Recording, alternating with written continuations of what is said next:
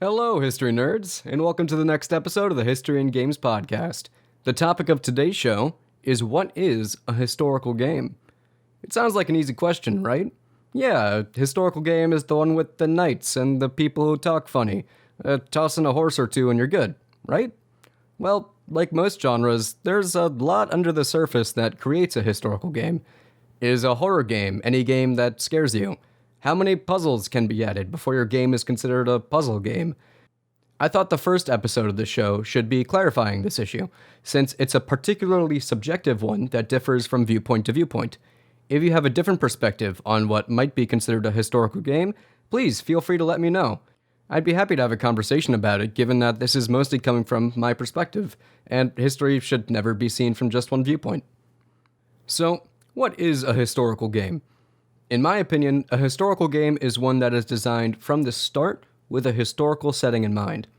I feel this is an important clarification to make, especially when you consider that this little hobby is around 50 years old now, if we are considering the Magnavox Odyssey as the start of the consumer video games hobby. We are quickly reaching a point where games that were set in current day 20 or 30 years ago feel like period pieces, like a movie made and set in the 1950s would today feel like it was preserving parts of that culture. This begs the question, do games become historical as they age? Personally, I'd say no, but I can understand and see why others would think differently. To me, a historical game has to be conscious and deliberate in setting something during a certain period of history. Certain care has to be taken in portraying things properly and adjusting your world to fit the setting of a period in time. Lindsay Ellis faced a problem like this when writing Axiom's End, a story set in the 2000s. While writing the story, she had to be actively aware of internet lingo that, while commonplace today, was nowhere to be found in the mid-2000s.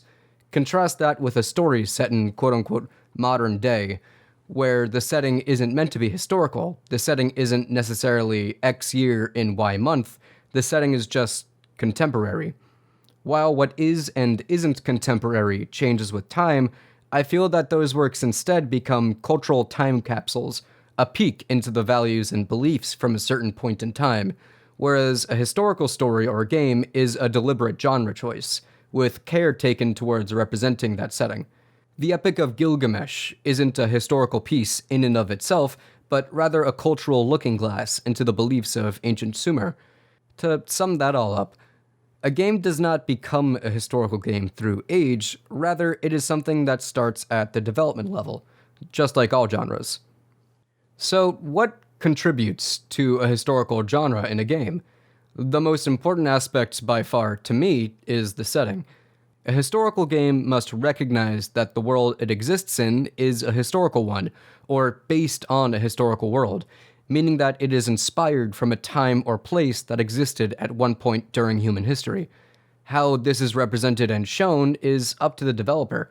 It could be an accurate representation, with great care taken towards historical accuracy, or something fantastical with a historical setting providing a backdrop, or something completely different.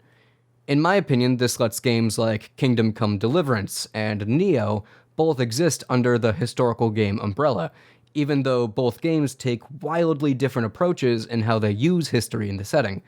Kingdom Come takes a very by-the-books and accurate approach in its representation of a slice of life in medieval Central Europe, while Nioh takes some inspiration from the Sengoku Jidai period of Japanese history, but takes a much more fantastical approach, pulling from Japanese myths and legends to fulfill the intent of the game's design.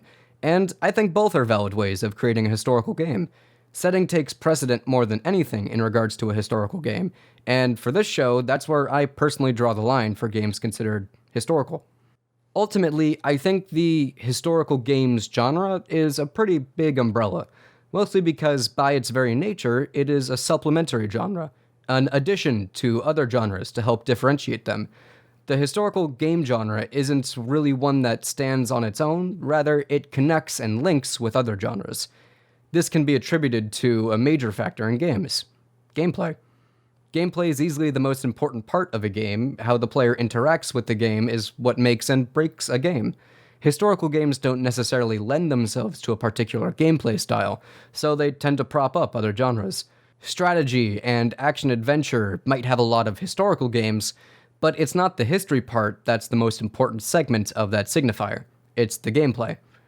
History is mostly an adjective used to describe the setting more than anything else, which makes the games associated with it vary wildly. From Assassin's Creed to Venba to Civilization, the diversity of the historical games genre is what helps make it so fascinating, so interesting, because it doesn't limit itself based on the gameplay expectations of the player, and opens people up to a great variety of games where history is a main focus of the setting, and not a contributing factor to the gameplay.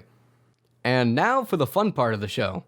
Welcome to the unnamed historical game pitch segment, still working on a name, where you, I, or a guest would pitch their own historical game idea. And just to reiterate a point made in the introduction episode, the goal of this segment isn't to have the game being pitched become a reality, but rather to showcase the varied stories history is able to provide when it comes to games. My game I would like to pitch to you today is a survival strategy game based in Newfoundland during the Norse colonization of America, circa early 1000s. This game would feature a campaign told through the perspectives of both the Native Americans and the Norse colonizers. I feel that the two different approaches would not only allow for more freedom in approach to gameplay, but also be important in showing both sides' perspective in a way that's never been seen before. Norse history in North America is famously brief, around 5 to 8 years. The only written records we have that even allude to land west of Greenland is in the Viking sagas, so there's plenty of room for artistic interpretation from the side of the developers. The only known settlement exists in Lonza-Meadow, and the sagas tell of sparse conflicts with the natives, one involving the Native Americans attacking with a f***ing catapult, which on its own I find really cool. The settlement was originally founded by Leif Erikson's brother, Torvald. The story goes that he and his men attacked a group of 9 Native Americans, killing all but one. The natives naturally attacked and even killed Torvald with an arrow to the throat. Subsequently, there's a tale of Leif Erikson's pregnant half-sister chopping off her breast and beating her sword against her chest to scare off a separate Native American attack, which, in my opinion, is one of the most badass Viking stories that exists, full stop. And yes, I am aware of the Berserker story on Stamford Bridge. Pregnant Viking lady still beats that. The history of this settlement is very limited, but the potential is high for new stories that haven't been explored much. Now that the setting is squared away, how would the game play?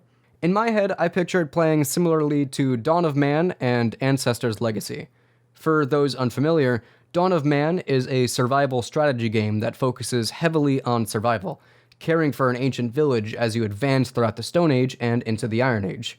Ancestors Legacy is a Company of Heroes style RTS, focused on early to high Middle Ages combat between factions. I think the game should focus more on the survival aspects, like in Dawn of Man, where you have to find and harvest food and resources while also worrying about the temperature and weather.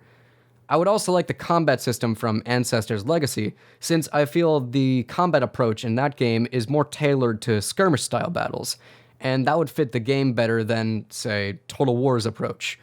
One thing I did want to borrow from Total War is the diplomacy section, sitting down face-to-face with the other side and being presented with a list of options to choose from. However, I want this to tie in with a major gameplay feature that I've always wanted to see explored more, and that's language barriers. I find too often that a character can just interact with anyone and still be speaking the same language, and I find that contributes to a sort of washing down of a culture's identity behind a one-language approach. I personally don't mind subtitles, and I play every historical game in the language closest to it. To this day, I still think Assassin's Creed Unity should have been in French from the get-go, but I can talk about that in another episode. I want the player to learn the language of the other side over the course of the game, and explore how it would feel to interact with people with whom you share no common words with. A game I think handled this really well is No Man's Sky. Having to learn the language as you advance throughout the game and getting that information in bits and pieces would be a system I would like to see in a historical game. Perhaps that can be a difficulty option, a harder difficulty for those who want the full experience. The story for the game could start with the Norse settlers arriving in Newfoundland, building a settlement and trying to survive throughout the winter, while several Native American tribes scout these newcomers and engage in diplomacy with each other regarding how to deal with them. Then, as the Norse grow their settlements, they begin trading with a tribe, which invokes another tribe to attack, maybe out of fear or jealousy. This is more of a broad strokes attempt at creating a story, though. Personally, I think the game could be played similarly to Total War's campaign, where you simply choose a faction to start as and play the game through that perspective, with the story being attributed to the player's experience throughout the campaign. I just don't think I'm the one who should write this story. And that's a wrap for this episode of the History and Games podcast. Remember to turn on notifications for whenever new episodes come out, and thank you so much for tuning in. Have a great day, and please stay safe.